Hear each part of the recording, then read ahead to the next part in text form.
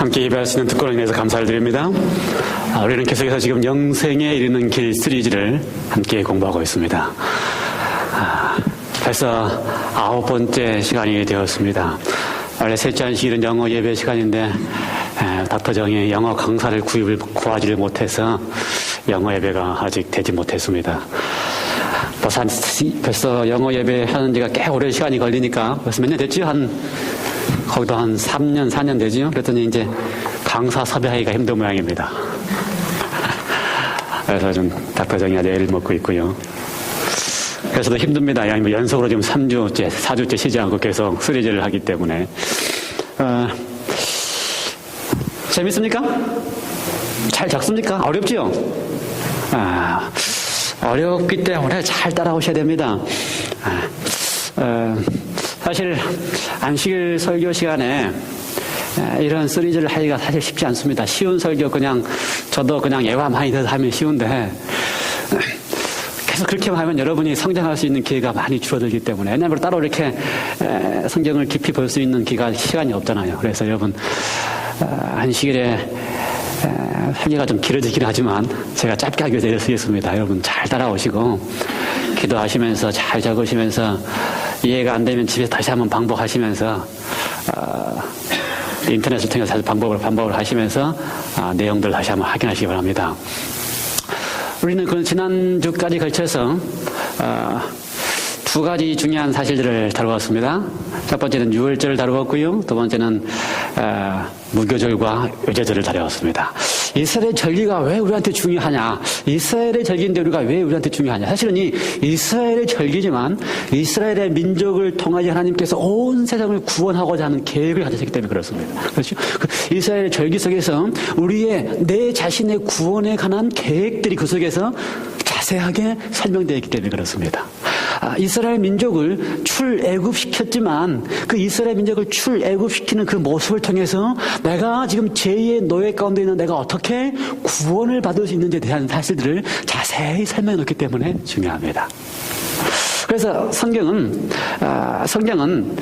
이스라엘 역사라고 하는 것뿐만 아니라 그 역사를 통해서 오늘 우리의 영적 이스라엘인 우리의 삶 속에 어떻게 적용되는지가 그대로 보여줍니다. 그래서 오늘 나를 가리켜서 영적 이스라엘을 하는 이유는 이스라엘의 역사를 통해서 나의 삶 속에서 하나님께서 어떻게 역사하셔 나를 구원하시고 나를 마지막 하늘에까지 인도하시는지를 그대로 다시 반복해서 보여주기 때문에 이스라엘 역사를 통하여 오늘 나의 모습을 다시 한번 살펴보는 것입니다. 그래서 이스라엘 역사 가운데서 우리는 특별히 세 번째 범철 절기인 네 번째 절기 오순절에 관한 이야기를 하게 될 것입니다. 오순절은 이스라엘 역사 가운데서 두 면에 있어서 아주 중요합니다. 첫째는 이스라엘 절기, 구약 당시에 이스라엘 절기에서 아주 중요하고요. 그 다음에 신약 시대의 이스라엘 백성들에게 있어서도 아주 중요합니다. 그래서 영적 이스라엘인 우리에게 있어서도 오순절은 아주 중요한 사건입니다. 그래서 오순절이 구약에서 어떻게 의미를 가졌고 오늘 신약에서는 어떻게 의미를 가졌고 오늘 그리스도의 삶 속에 어떻게 의미가 있는지를 살펴보게 될 것입니다. 이 절기는 이스라엘 농사와 아주 밀접한 관계가 있다고 이야기를 드렸습니다. 잘 보입니까? 자, 몇 번 반복한 이야기니까 바로 넘어가면서요. 정리를 한번 해볼까요? 이스라엘의 절기는 농사주기와 관계가 있다고 했습니다. 농사주기요. 그래서 농사를 이스라엘이 짓기 위해서는 이스라엘의 규와 관계가 있는데 이스라엘의 규는 크게 어떻게 나눠진다고요? 네, 건기와 우기로 나눠진다. 그렇죠. 건기는 여름이 아주 뜨겁고 덥고 비가 오지 않는 건기고 겨울이 우기다. 그래서 겨울 농사는 언제 시작합니까? 비가 오기 시작하는 10월 말 11월 초에 붙어서 이른비가 내리기 시작하면 농사를 시작하는데 무슨 농사를 제일 먼저 짓죠? 보리 농사. 그래서 보리를 지금 우리의 달력을 따지면 3월 4월경 되면은 거둬들입니다. 그래서 보리 농사가 처음 추수될 때에 그 첫 곡식을 드리면서 이스라엘 절기가 시작됩니다. 유월절, 무교절, 요제절. 그렇죠. 그 다음에 보리 농사가 끝나고 나면 밀 농사가 되고 밀 농사를 걸어드릴 때가 지금으로 우리의 달력으로 한 5월, 6월 되면 밀 농사를 걸어드리는데 이스라엘 달력으로 하면은 제3월이라고 하는 시반월, 그때 오순절. 그래서 밀 농사를 걸어드리고 나서 첫 곡식을 오순절에도 역시 첫 곡식으로 첫 밀로 이를 잘 빻아가지고 거기다 누룩을 넣어서 빵을 만들어가지고 하나님 앞에 첫 제물을 드리는 요제의 제물을 드렸습니다. 오순절에도 역시. 그래서 봄철에 세 가지 절기, 네 가지 절기. 무슨 절기요?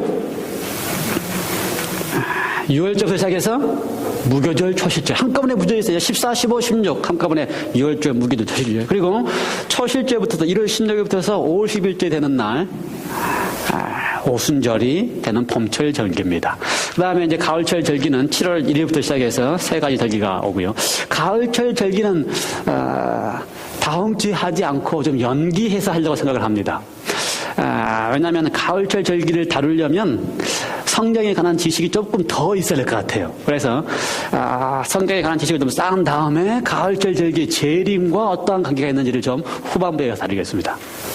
일을 하시고요. 그래서 지금 우리가 다루고 있는 봄철 절기는 예수님의 초림과 관계 있는 절기를 우리가 다루었습니다. 그렇죠? 그래서 예수님께서 십자가에 돌아가시는 6월절부터 시작해서 그 다음에 무덤 속에 계시는 무교절, 그 다음날 부활하시던 초실절. 부활하신 이후에 40일 동안 이 땅에 계셨다가 50일째 되는 날 오순절이 생겼는데 그게 우리에게 무슨 의미가 있는지 하는 이야기를 다루겠습니다. 그리고 가을철 절기는 재림에 관한 절기는 우리가 조금 더 예언이나 재림에 관한 문제를 다룬 다음에 좀 다루도록 그렇게 하겠습니다. 그렇게 해서 오늘 우리가 봄철에 관한 절기를 다루게 될 텐데요. 이 봄철에 관한 절기 가운데서 특별히 이제 막 네 번째 다가오는 3월, 5월, 6월 그리고 이 유대의 달력을 하면은 3월에 다가오는 오순절에 관한 이야기를 하려고 합니다.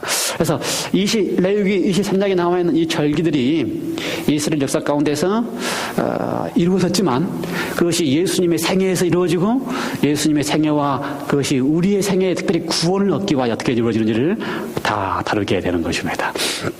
함께 기도하시고 하나님께서 우리를 인도하시도록 기도하시고 말씀을 나누도록 하겠습니다.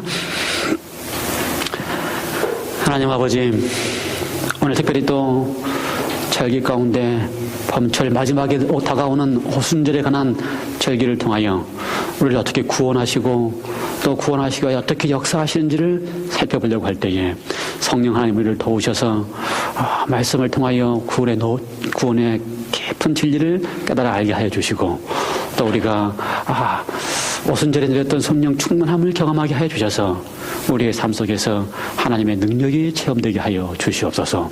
성령 하나님이 시간 우리 임재하시고 우리의 말씀과 듣는 모든 성도들의 삶 속에서 성령 하나님 책임져 주시옵소서. 예수 그리스도 이름으로 기도드리옵나이다. 특별히 오늘 우리가 출애굽의 사건과 그다음에 오순절의 사건을 연결지어서 함께 살펴보려고 합니다. 우리가 지난주까지 요제절을 보았습니다. 그렇죠? 요제절. 요제절은 무슨 사건이었다고요?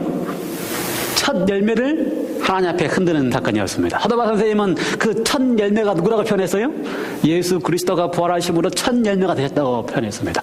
예수님이 죽음 무덤에 계셨다가 부활하셨다고 하는 사실은 첫 열매입니다. 그런데 재미있는 사실은 요제절에 첫 열매 하나를 하지 아니하고 어떻게 했다고요? 단을 묶어서 흔들었습니다. 그렇죠? 그래서 단을 묶었다고 하는 사실을 볼 때에 예수님이 혼자 부활하신 게 아니고 성경 마태복음에는 누가 부활했다고 설명했습니까? 죽었던 성도들이 예수님이 부활하실 때에 죽었던 성도들이 함께 부활시켰다고 이야기를 했습니다. 아주 놀라운 사건입니다. 왜 놀라운 사건이에요? 예수님께서 우리 인류를 위하여 십자가에 돌아가시고 희생하시고 부활하신 이유가 뭡니까? 우리를 위하여. 그렇죠? 우리의 죄로 인하여 죽을 운명을 당신께서 대신 지으시고 우리로 하여금 살게 하시기 위하여. 그래서 우리가 살 수 있다고 하는 상징으로 실제적으로 죽었던 성도들을 부활시켜서 살리셨다고 하는 사실입니다. 그래서 그 단을 흔드는 사건을 우리가 요제절로 보았습니다. 그리고 나서 예수님께서 부활하신 다음에 40일 동안 함께 머무르셨습니다. 40일 동안. 그리고 40일 만에 승천하셨습니다. 그 40일 동안 머물러 계시면서 무엇을 하셨을까요? 40일 동안 예수님께서 제자들과 같이 머무시면서 무엇을 하셨을 것 같아요? 왜 40일 동안 머물러 계셨을까요?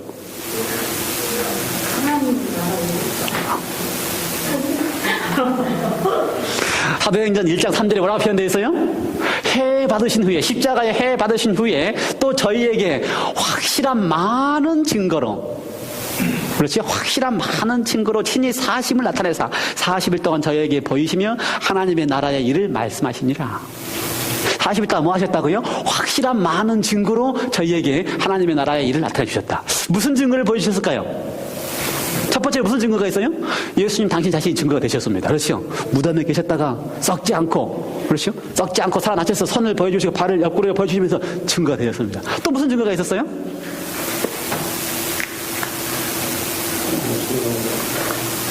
네. 두 번째, 예수님처럼 누가 있어요 거기에? 예수님과 더불어서 죽었다가 무덤에서 부활한 성도들이 있었습니다. 예수님만 부활한 게 아니고 40일 동안 누가 있었다고요? 죽었던 성도들이 부활해서 같이 증거했습니다. 확실한 증거지요. 예수님만 증거한 게 아니고 누가요? 죽었던 무덤에서 예수님 같이 요제절로 부활했던 성도들이 같이 증거했습니다. 그뿐만 아니라 하나님의 나라의 일을 친히 말씀하셨다. 그렇죠. 증거는 보여줘서 뿐만 아니라 예배는 말씀으로 하셨습니다. 뭘 통해서 말씀하셨어요? 누가복음 24장에 보면은요, 예수님께서 부활하신 이후에 했던 사건이 등장하는데, 부활하신 이후에 예수님께서 하신 일 가운데서 거기에 모세의 율법과 선지자의 글과 시편을 통하여 자세히 설명했다고 이렇게 했습니다. 자세히 설명했어요. 그랬더니 저희의 마음을 열어 성경을 깨닫게 하셨다. 누구에게요? 제자들에게. 그러니까 12제자들, 11제자지요. 남겨두고 가신 11제자들에게 예수님께서 하나님의 나라의 일을 설명하실 때에 확실한 증거, 자신과 부활한 성도들을 통하여 확실한 증거를 줬을 뿐만 아니라, 그 다음에 하나님의 나라의 일을 자세히 설명하시는 방법은 뭐였다고요? 모세의 율법과 선지자의 글과 시편, 그렇게 표현되어 있습니다. 모세의 율법은 뭡니까? 모세 오경. 그렇죠? 그 다음에 선지자의 글은 역사서와 선지서를 다 가리켜서 선지자의 글로 찾아집니다. 이스라엘 사람들은. 역사서는 뭐 있어요? 열왕기, 상하, 역대, 상하, 역사서와 그 다음에 모든 것은 다 누구예요? 선지자의 글입니다. 그리고 남아선 시편은 문학서를 가리켜서 시편이라고 합니다. 그러면은 구약 성경을 가리키는 모든 것을 가리킵니다. 율법서, 그 다음에 선지서, 역사서, 그 다음에 문학서인 시편까지. 그래서 말해서 구약 성경에 있는 모든 것을 가지고서 자세히 설명하셨는데 뭘 자세히 설명하셨어요?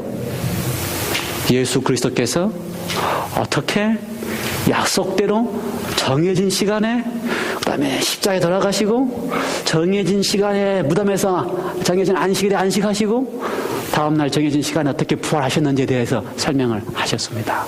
그래서 오늘 우리가 레위기 23장에 보았던 모든 사건들을 예수님께서 제자들에게 다 설명하셨을까요? 설명하셨습니다. 설명하셨습니다.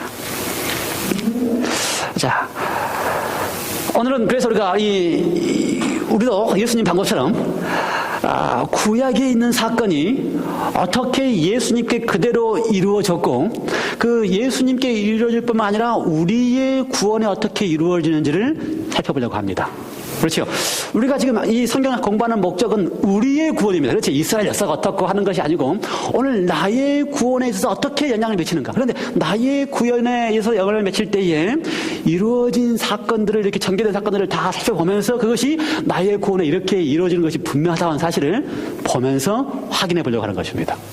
그래서 이스라엘 역사 가운데서 가장 잘 그 사건을 보여주는 사건이 바로 애굽의 노예 가운데 있던 이스라엘 백성들을 구원해 내는 사건입니다. 그렇죠? 그걸 가르쳐서 뭐라고 합니까? 출애굽이라고 이야기합니다. 근데 이 출애굽을 하기 위해서 애굽에 있던 이스라엘 백성들에게 10가지 재앙이 내리면서 마지막 재앙이 내릴 때에 장자들이 다 죽는 재앙이 내릴 때에 그 마지막 재앙으로부터 피하게 하기 위해서 어떻게 하셨어요? 유월절 어린 양을 준비하게 하시고 그 어린 양의 피를 문에 바르게 하시고 십자가의 모양처럼 문에 바르려지는 그 순간 어떻게 하셨다고 했어요? 죽음을 붙어서 그 죽음의 천사가 패스 오버 한다 그래서 유월절이라고 하는 절기가 시작되었습니다. 그렇죠? 그래서 출애굽은 예수 그리스도의 십자가, 유월절 어린 양 되시는 예수 그리스도의 십자가를 상징하고 이 유월절 어린 양 되시는 예수 그리스도의 십자가를 오늘 우리가 믿고 그리스도를 개인의 구주로 영접하면, 그렇죠? 이스라엘 백성이 애굽의 노예로부터서 나왔던 것처럼 우리가 죄의 노예로부터서 예수 그리스도를 믿고 다음에 영접하면 제2의 노예로부터서 구원받는다는 사실을 우리에게 보여주고 있습니다. 그 다음에 유월절 다음 날이 바로 무슨 날입니까? 무교절입니다. 무교절. 그렇죠? 근데 무교절에 유월절 밤에 마지막 만찬을 먹고요. 그렇죠?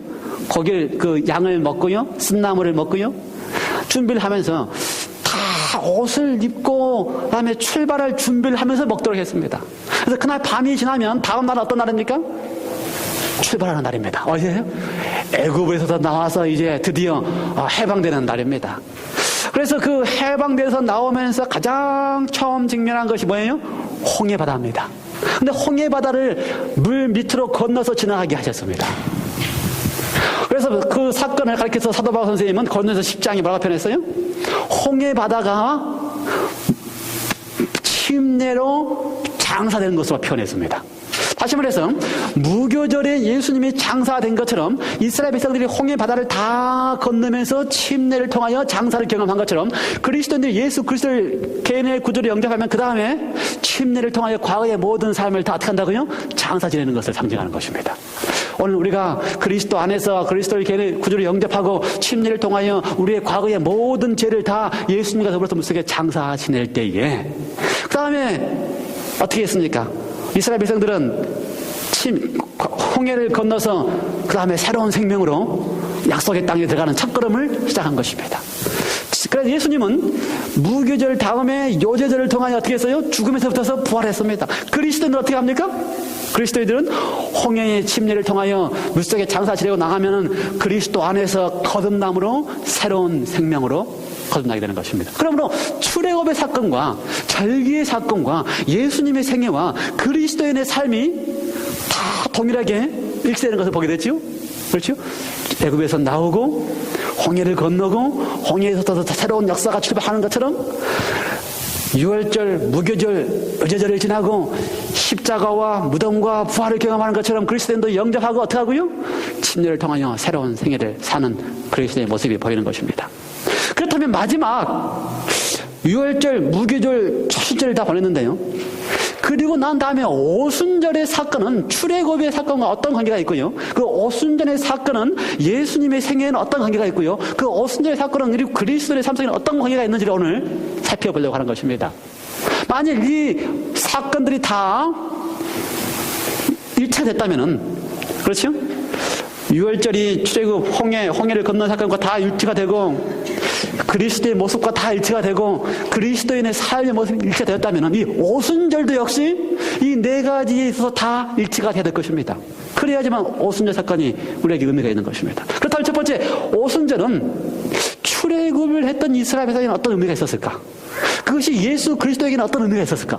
오늘 우리의 삶 속에는 그것이 어떤 의미가 있었을까?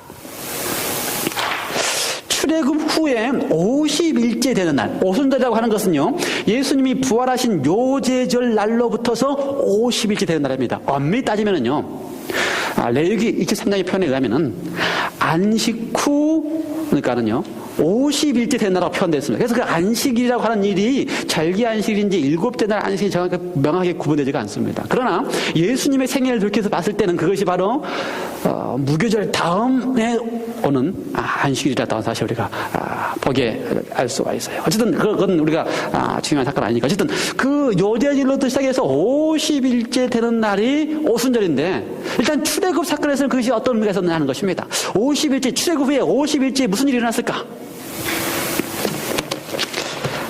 성경 출애굽기 19장 1절에 보면은요, 뭐라고 되어 있습니까? 이스라엘 자손이 애굽 땅에서 나올 때부터서 제3월 곧 그때 그들이 시내 광야에 이르렀다 이렇게 표현되어 있습니다. 지금 이 표현은 제3월이라고 하는 표현은 지금 이스라엘이 애굽에서 나오는 그 첫 순간을 가리켜서 출애굽기 12장에서 뭐라고 표현했어요? 6월절이 시작하고 6월절이 시작하는 그날을 그 해에 무슨 달로? 시작하는 달로 이야기를 했습니다. 그러므로 6월절로부터 시작하는 달부터 시작해서 둘째 달, 그 다음에 셋째 달, 3월을 이야기합니다. 그렇죠?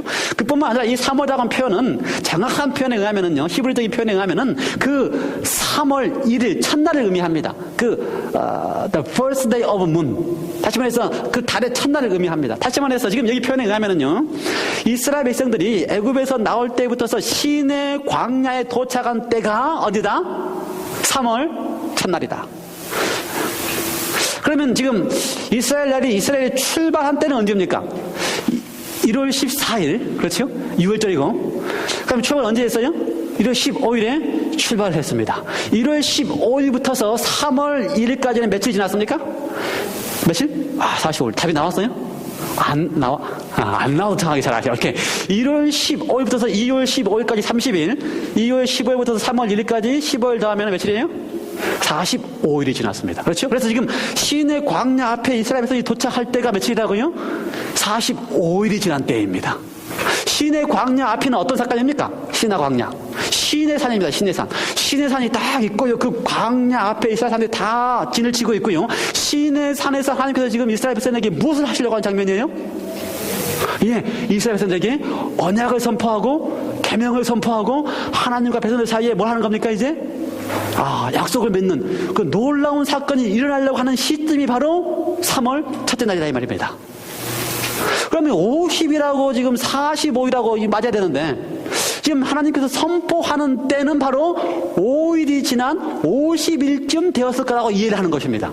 그러면 이유가 19장에 보면은요, 이 첫날 도착한 다음에 모세를 하나님께서 산으로 올라오라고 불렀습니다. 그래서 올라왔다가 모세가 내려갔어요. 내려와서 뭐라고 그래요? 백성들한테? 백성들로 하여금 너희가 3일 동안 준비하고 있으라고 이야기를 했습니다.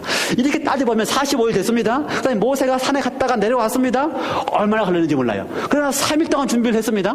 그러면 적어도 생각을 해보면 이 중요한 사건이 일치되기 위해서 오순절이라고 하는 중요한 사건과 출애굽이라고 하는 중요한 사건이 일치되게 하기 위해서 그 사이에 3일 동안 준비하고 산에 갔다 내려갔다 하는 경우 그 수를 다 펴면 약 얼마쯤 될 것이다? 50일이 거의 될 것이라는 사실을 우리가 이해할 수가 있습니다. 그러므로 이 오순절의 사건은 이스라엘 백성에 있어서 출애굽의 사건에 있어서는 지금 무슨 사건하고 일치하는 사건이에요? 다시 정리합니다. 오순절의 사건은 출애굽하는 이스라엘 백성에 있어서는 어떤 사건하고 일치하는 사건이라고요? 이스라엘 백성들이 광야에 다 시내산 앞에 도착해서 하나님께서 50일째 되는 날 그들 앞에 뭘 한다고요? 십계명을 반포하고 이스라엘 백성들로 하여금 그 계명으로 하여금 어떡하라고요? 언약을 지키면 나의 백성이 되겠다고 하는 사실을 선포하는 것입니다.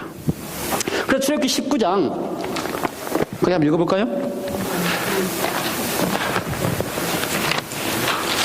출애굽기 20장은 뭡니까? 십계명을 반포하는 날을 그거고요. 19장은 그 십계명을 반포하시기 전에 준비하는 과정입니다. 그런데 19장 4절 5절 보면은요, 나의 애굽 사람에게 어떻게 행하였음과 내가 어떻게 독수리 날개로 너희를 업어 내게로 인도하였음을 너희가 보았느니라. 어떻게 하셨다고요? 하나님이 업어서 인도했대요.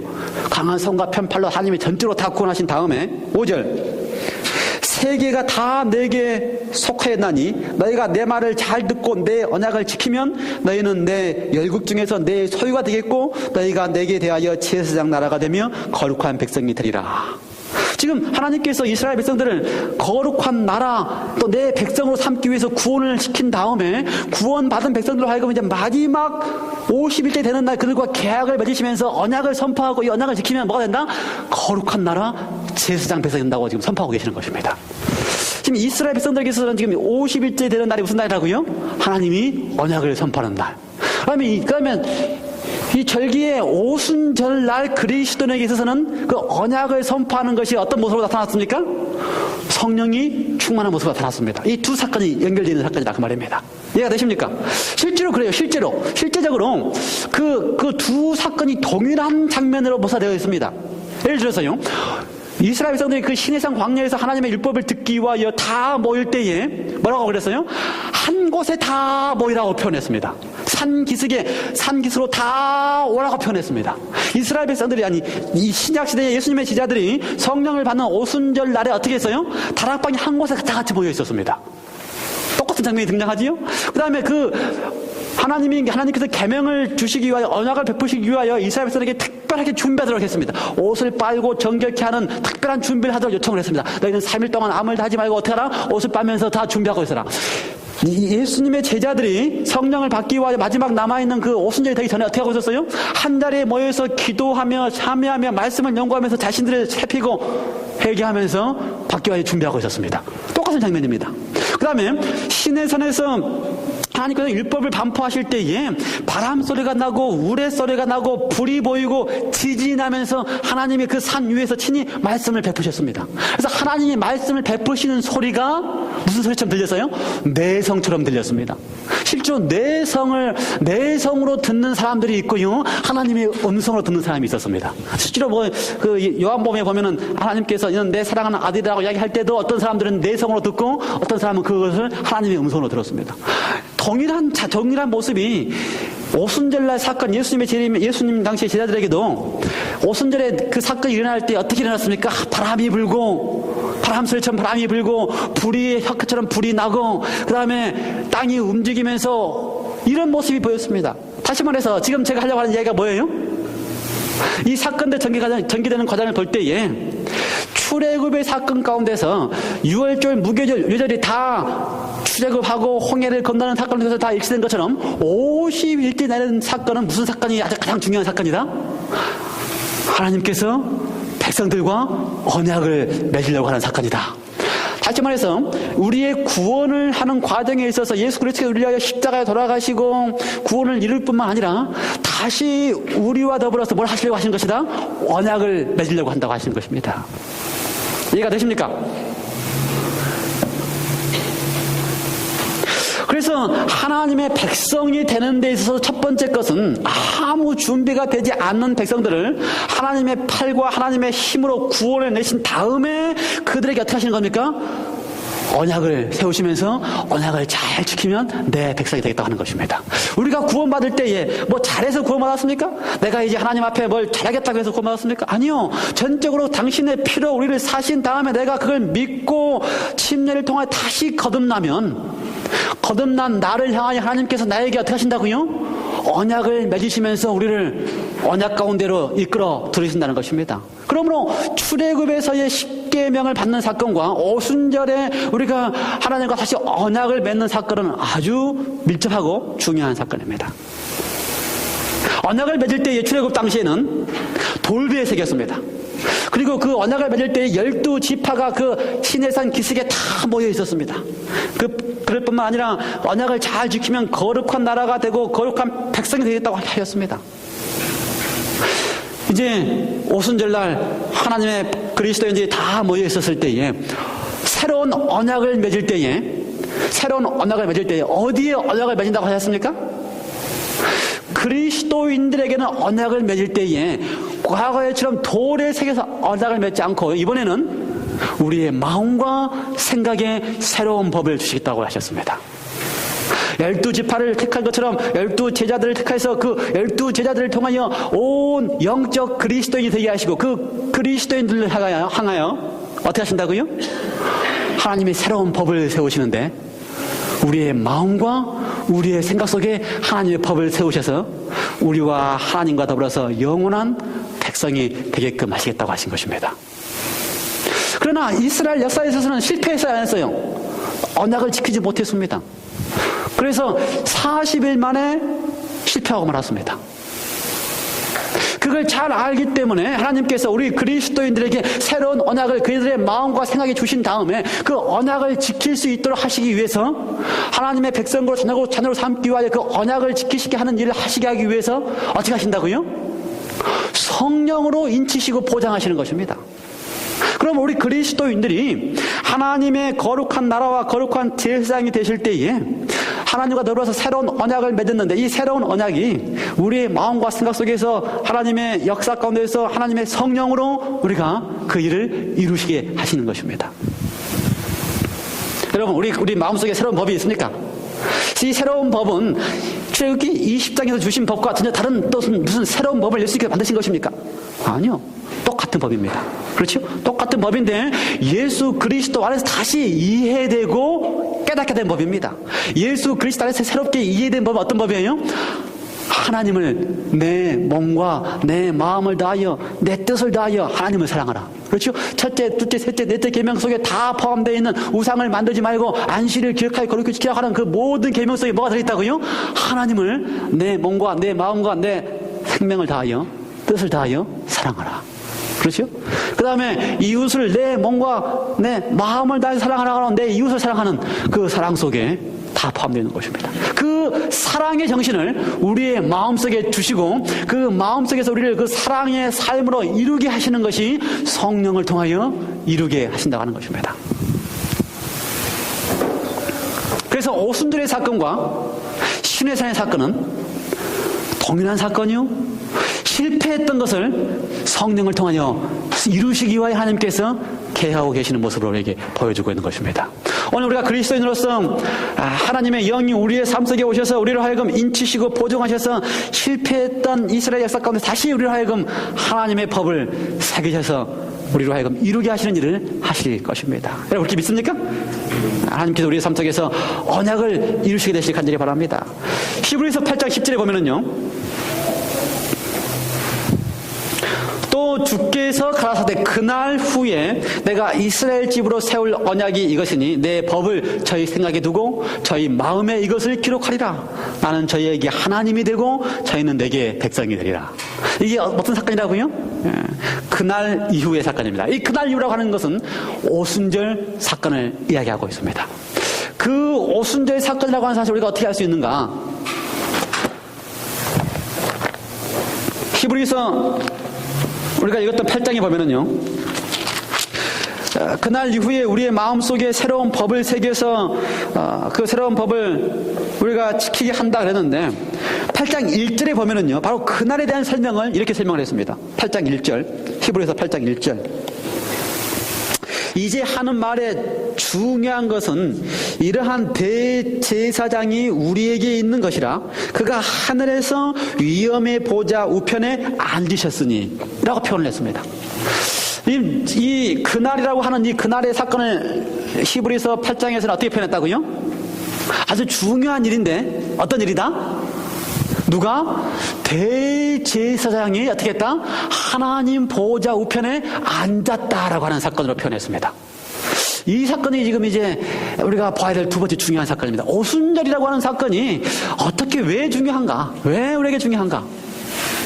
하나님께서 우리에게 오순절 50일째 되는 날 율법을 반포한 것처럼 오순절에 우리가 새로운 마음으로 성령을 우리에게 부으셨는데 바로 그날 어떻게 했다? 대제사장이 뭘 했다? 하나님 보좌 우편에 앉으셨다. 이것이 우리에게 무엇을 의미하느냐? 그렇다면 오순절의 사건을 한번 사도행전 2장을 촉해서 살펴보겠습니다. 오순절의 사건은 오순절이라고 하는 일은 50일째에 일어나는 절기인데요. 그날 그리스도인들의 삶 속에서 어떤 일이 일어나는가? 2장 1절 오순절 날이 이미 이름에 드디어 뭐가 됐다고요? 오순절 날이 됐다고 하는 사실입니다. 저희가 다 같이 한 곳에 모였습니다. 그리고 나서 호련히 하늘로부터서 급하고 강한 바람 같은 소리가 있었습니다. 그리고 불의 혀 같은 것들이 다 제자들에게 임하고요. 그 다음에 방언을 하면서 전하기 시작했습니다. 오순절 성령의 강림이 아주 중요시하는데요. 그리스도인들에서 아주 중요시하는데 중요시하는 이유가 뭡니까? 방언의 은사를 받았기 때문에 중요시합니까? 방언의 은사가 있어서 중요합니까? 예. 오순절의 사건은 방언의 은사가 있어서 중요한 것이 아니고 오순절의 사건은 바로 그날 무엇이 있었는가를 알므로써 중요하다고 하는 사실입니다. 제자들이 나가서 방언을 바꿔서 복음을 전했습니다. 그곳에 수많은 유대인들이 각 지역에서 왔던 유대인들이 복음을 그곳에 와 있는데요. 각각 자기의 나라의 말로 전하는 이야기를 들었습니다. 제자들이 하는 이야기를 들었습니다. 그랬더니 사람들이 뭐라 그랬어요? 이들이 술 취했는 모양이다. 그렇죠. 뜬금없이 베드로가 메소포타미아를 이야기를 하거나 아람어로 이야기를 하니까 뭐라 그래요? 술 취했는 모양이다. 그때 베드로가 설명을 했습니다. 뭐라고 설명했어요? 내가 알다시피 지금이 몇 시다? 제3시다. 지금이 몇 시다? 유대인의 제3시는 몇 시예요? 아침 9시다. 아침 9시부터 술 취하는 사람이 어디 있느냐? 그렇게 설명을 했어요. 아침 9시라고 하는 사실을 설명을 했습니다. 아침 9시가 왜 중요하다고 그랬어요? 우리가 지난번에. 아침 9시는 무슨 시간입니까? 아침 제자 드리는 시간. 아침 9시는 무슨 시간입니까? 요제의 단을 하나님 앞에 흔드는 시간. 지금 아침 9시에 이미 성령이 하늘에서부터 내려서 제자들이 말씀을 전하고 복음을 전했다는 사실입니다. 그러면서 제자인 베드로는 2장에 보면은요, 선지자 요엘의 설명을 인용했습니다. 베드로가 그걸 어떻게 알았어요? 40일 동안 누구한테 배웠습니까? 예수님한테 배웠습니다. 그래서 선지자 요엘의 선지서를 통해서 요엘이 뭐라고 표현했어요? 요엘이 영이 하나님께서 영을 부으셔서 그 영을 통하여 말씀을 증거하고 예언하고 하는 일을 할 것이라고 하는 이야기를 설명을 했습니다. 지금 내가 하고 있는 일이, 베드로 자신이 하고 있는 일이 무슨 일이다? 요엘이 이미 예언한 것처럼 하나님의 영으로서 내가 말을 전하고 있는 것이다. 거기까지 잘 설명을 했습니다. 그 다음에 또 베드로가 어떻게 했어요? 설명하면서 이번에는 다윗의 글을 인용해서 설명했습니다. 이 말은 무슨 이야기예요? 예수님께서 무슨 이야기요? 모세의 율법과 선지자의 글과 다윗의 글을 통하여 자세히 설명했기 때문에 베드로가 지금 요엘서를 가지고 자기의 일을 설명하고요, 다윗의 글 시편을 가지고 자신의 일을 설명하고 있습니다. 다윗의 글 가운데 보면은 세 가지 사건이 등장합니다. 무슨 사건이요? 예수님의 십자가, 예수님의 무덤, 예수님의 부활에 대한 이야기를 다 등장합니다. 그리고 나서 베드로가 그 예수님의 십자가는 유월절의 사건이요, 그다음에 예수님의 무덤의 사건은 무교절의 사건이요, 예수님의 부활의 사건은 요제절의 사건이라고 설명을 했습니다. 끝까지 잘 설명을 했어요. 그리고 난 다음에 몇 절이요? 33절 또 설명을 합니다. 거기까지 요제절까지 설명한 다음에 설명하게 될 사건이 무슨 사건입니까? 오순절의 사건입니다. 지금 베드로가 그걸 설명하고 있는 것입니다. 33절 32절 이 예수를 하나님이 살리신지라 우리가 다 이래 증인이로다. 33절 그러므로, 우리나라 성경에는 그 말이 없지만 히브리 성경에는 거기에 뭐가 있다고 해요? 그러므로라고 하는 표현이 있습니다. 마지막 결론을 지금 막고 있는데, 그러므로 하나님이 오른손으로 예수를 높이심에 그가 약속하신 성령을 아버지께 받아서 너희 보고 듣는 이것을 부어주셨느니라. 그 다음 또 다윗의 글을 인용합니다. 그렇죠. 다윗의 글을 또 인용하면서 다윗은 하늘에 올라가지 못하였으나 34절 친히 말하여 가로되 주께서 내 주에게 말씀하시기를 내가 내 원수로 내 발등상 되게 하기까지 너는 내 우편에 앉으라 하셨도다 하였으니 그런즉 이스라엘 온 집이 정령이 알지니 너희가 십자가에 못 박은 이 예수를 하나님이 주와 십자가 그리스도가 되게 하셨느니라. 지금 이 세 번째 사건, 그렇죠. 예수님의 생애 가운데서 첫 번째, 두 번째 사건이 다 이루어졌다고 하는 걸 설명하면서 세 번째 지금 이 오순절에 이루어져 있는 사건을 설명하면서 뭐라고 설명한다고요? 하나님이 오른손으로 예수를 높이사 그가 약속하신 성령을 받아서, 누가 받아서요? 예수님이 약속하신 성령을 받아서 누구부터서? 아버지부터 받아서 지금 너희가 보고 듣고 있는 이것을 부어주셨다라고 표현했습니다. 이것이 지금 오순절 사건으로 지금 베드로는 설명하고 있는 것입니다. 아까 히브리서 1장에 읽었지요?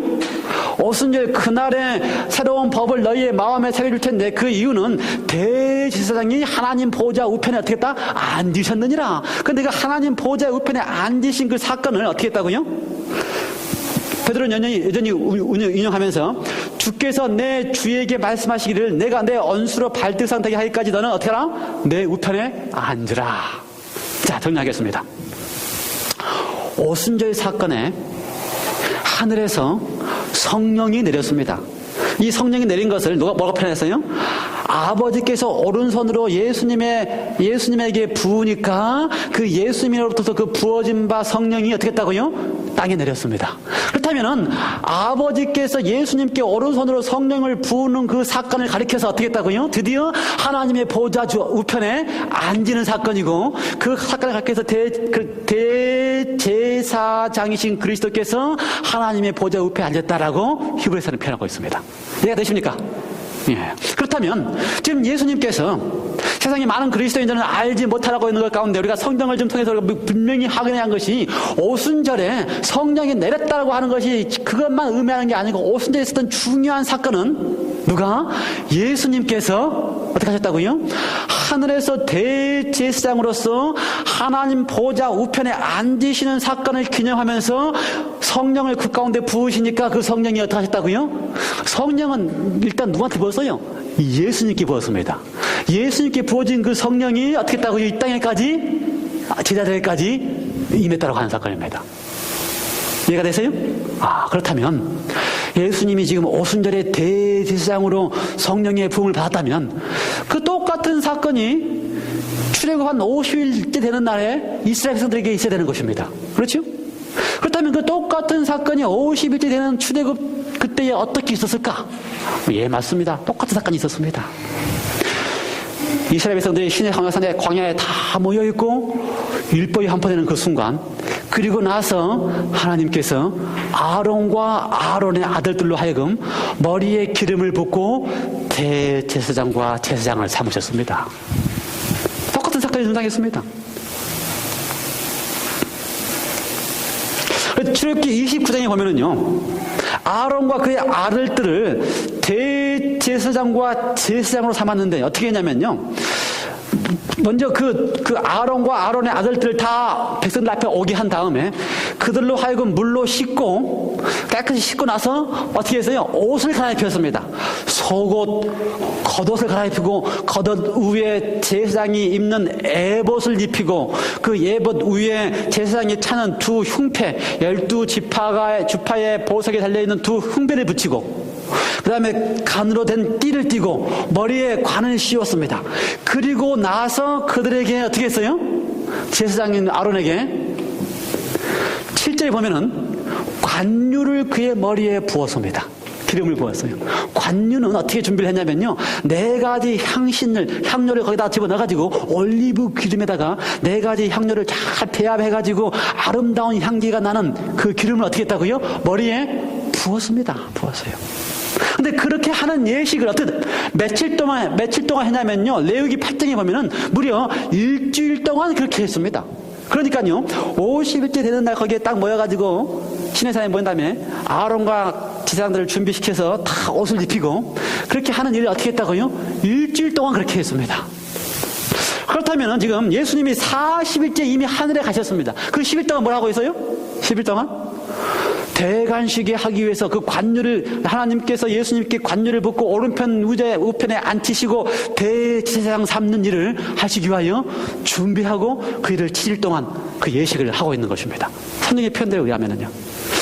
그래서 시편 133편에 보면은요, 어떻게 표현됐냐면요, 그 보배로운 기름이 수염 곧 아론의 수염에 흘러서 어깨까지 내려가지고 그 헤르몬산 이슬에서 시온산에 내렸다고 표현했습니다. 무슨 말인지 아시겠어요? 그러니까 아론에게 기름을 부으면 그냥 머리에 그냥 몇 방울 떨어뜨려 부는 게 아니고 어떻게 해서요? 그 기름이 아론의 수염에 흐르기까지, 그 다음에 흘러서 어디까지? 옷깃에 흐리고, 그것이 이제 온 이스라엘 백성까지 흐를 때까지 그렇게 많이 부었습니다.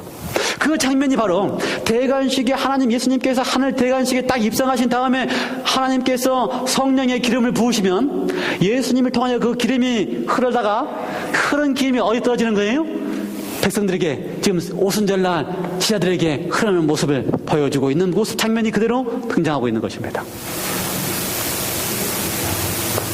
그 장면이 보이십니까?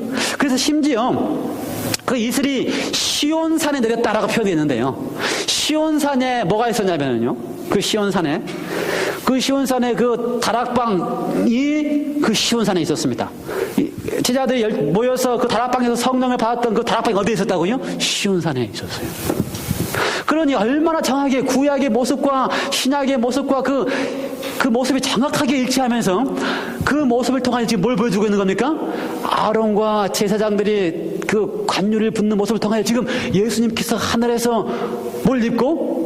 대제사장의 예복을 입고 그 예복을 다 준비하면서 마침내 오순절날 하나님께서 그에게 성령을 부으면서 하나님 우편에 딱 앉히시면서 그 하나님 보좌 우편에 앉았다라고 하는 것을 기념하기 위해서 그 기름이 어디까지 내렸다고요? 제자들께 내리면서 성령의 충만함을 경험하게 하는 것입니다. 그러므로 오순절의 사건은 그리스도인들이, 제자들이 성령에 충만했다, 이 사건보다 더 중요한 사건은 뭐예요? 지금 하늘에서 예수님께 대제사장으로서 기름을 부으셨다라고 하는 사실이 더 중요한 것입니다. 그리고 그 기름이 흘러내려서 어떻게 했다고요? 제자들에게 뿌려졌다. 그러면 사실은 이 원래의 그 부어진 게 중요하지, 흘러내려가지고 제자들에게 부어진 것은 그 결과로 내려진 사건이라는 것입니다. 그런데 지금 많은 그리스도인들은 이 제자들에게 성령이 내렸다고 사실만 알고 있지, 그 사건이 하늘에서 예수님께 대관식으로 하나님께서 그 대제사장 삼으시고 거기에 예수님의 머리에 아론처럼 기름을 부었다고 하는 사실은 잊어버린다는 것입니다. 그러므로 오순절 사건은 오늘 우리에게 지금 예수 그리스도가 무엇을 하고 있는지를 보여주고 있는 것입니다.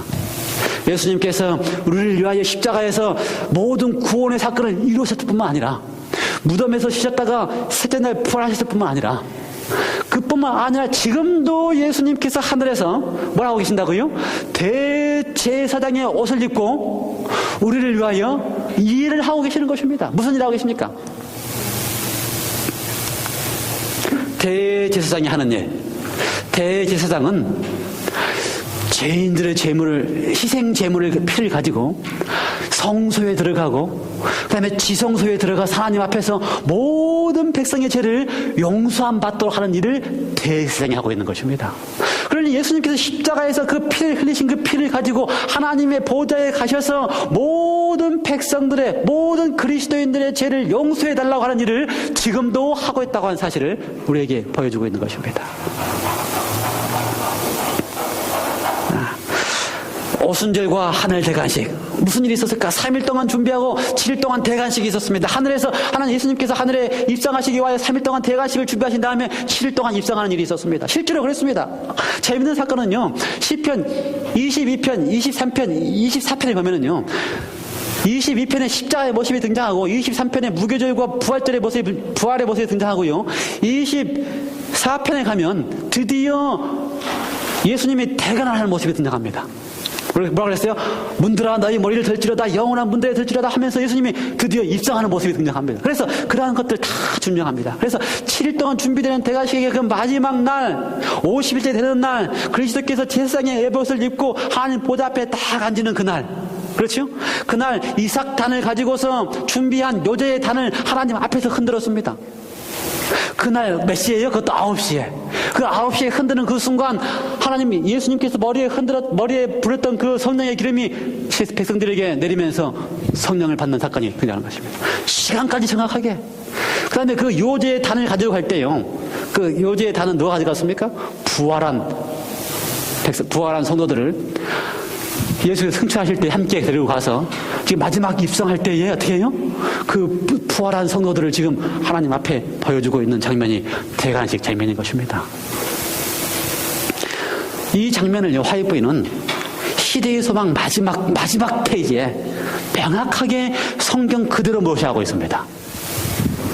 대관식에 참석하는 그 순간 예수님께서 그 문 앞에 설 때에 예수님 뒤로 예수님께서 그 제2의 포로 가운데에서 구원했던 그 구원한 백성들을 데리고 예루살렘 성 앞에 입성하는 그 순간 수많은 천사들이 문들아 너희의 문들을 들지어다 하면서 영광의 왕이 되시며 강하고 전능한 여호와라고 하는 노래를 부르면서 예수님이 그 성 앞에 입성할 때에 하늘 예루살렘의 문이 열리면서 무지개처럼 빛까지 나고 그대로 화이트부인이 모살됐습니다.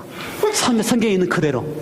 지금 이 대관식의 모습이 그대로, 그 다음에 계시록에 나타나 있는 성문이 열리면서 무지개처럼 보이는 모습이 그대로 화이트부인의 모습을 했습니다. 화이트부인이 새로운 걸 쓴 게 아닙니다. 다 뭘 설명하고 있는 거예요? 성령에 있는 모습을 그대로 설명하면서 그 대관식의 모습을 설명했어요. 그러면서 하늘에 입성할 때에 하나님께서 그 예수님의 머리에 어떻게 하셨다고요? 기름을 부으시면서 성령을 충만하게 내리셨다라고 표현하고 있습니다. 얼마나 아름다운 장면입니까? 예수님께서 우리를 구원하기 위하여 희생하시고 뿐만 아니라 우리를 다시 어떻게 하시기 위하여? 우리가 영원한 언약을 맺으시기 위하여 하늘에서 영원한 대제사장으로 어떻게 하셨어요? 예복을 입고 준비하시면서 대제사장 봉사를 하고 계시는 것입니다.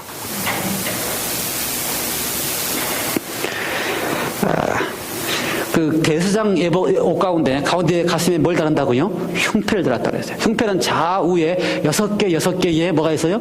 보석이 달려있는데 12지파의 상징이었습니다. 그런데 지금 이 예수님이 지금 대제사장으로서 이 예봇을 입고 흉패를 달았는데 12보석을 다루고 있는데 이 12지파는 12지파를 상징할 뿐만 아니라 지금은 이제 그리스도에게는 누굴 상징해요? 12지파를 상징해야 됩니다. 그렇죠?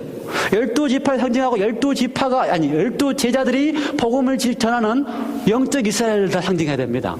그런데 지금 12 제자가 돼요? 안 돼요? 누가 죽었어요? 유다가 죽었습니다. 근데 이 오순절 성령을 받기 전에 1장에 보면 베드로가 앞에 서가지고 우리 가운데 유다가 이미 죽었는데 12사람이 12 제자가 되지 않겠느냐. 그런 일을 뽑아서 어떡하자? 12제자를 만들자. 그런 일을 했습니다. 왜 그랬을 것 같아요? 12제자가 그렇게 중요합니까?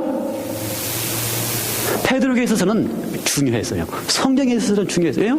12지파가 있었을 뿐만 아니라 12지파에 상징하는 흉패가 있었을 뿐만 아니라 예수님이 지금 하늘에서 대제사장으로서 그 예봇을 입고 흉패를 달 때에 그 흉패 속에도 뭐가 있어야 돼요? 12제자를 상징하는 지금 보석을 다 달고 있는데 그 12제자 가운데 한 제자가 없어지면 예수님이 지금 예봇을 입는 일에 됩니까? 안 되는 겁니다. 그러니 그걸 안 베드로가 어떻게 해요?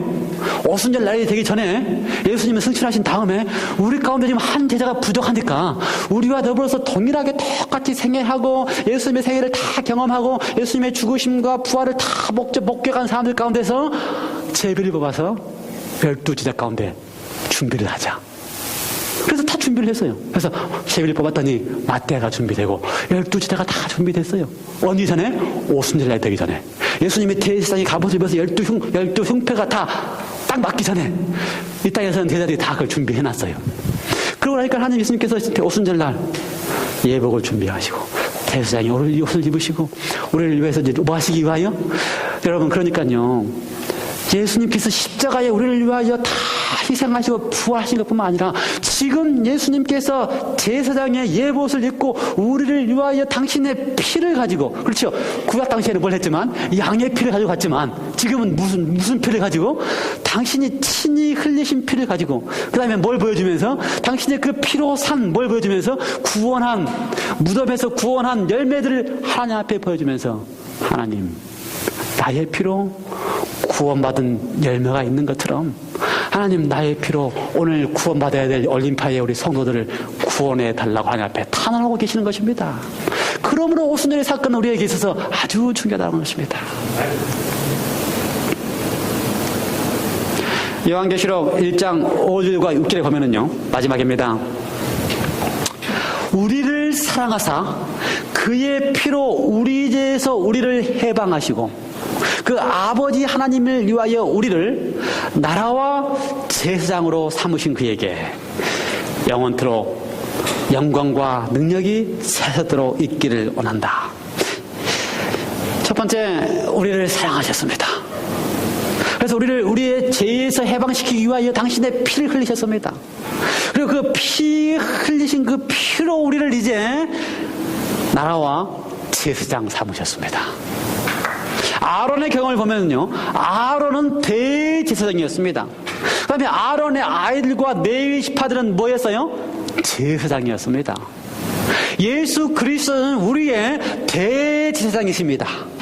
그리고 예수 그리스도로 말미암아 구원받은 예수님의 형제 자녀들은 뭐라고요? 우리가 제사장이라는 것입니다.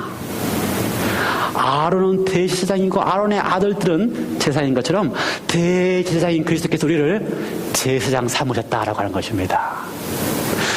여러분, 우리가 다 예수 그리스도 때문에 제사장이 된 백성인 것을 감사하시기 바랍니다. 예수 그리스도 때문에 하나님께서 우리에게 성령을 내으셔서 우리에게 새로운 법을 세우시고 그 성령으로 말미암아 우리가 그 법을 새로운 마음에 새겨진 새로운 법을 지킬 수 있는 백성이 된 것을 감사하시기 바랍니다.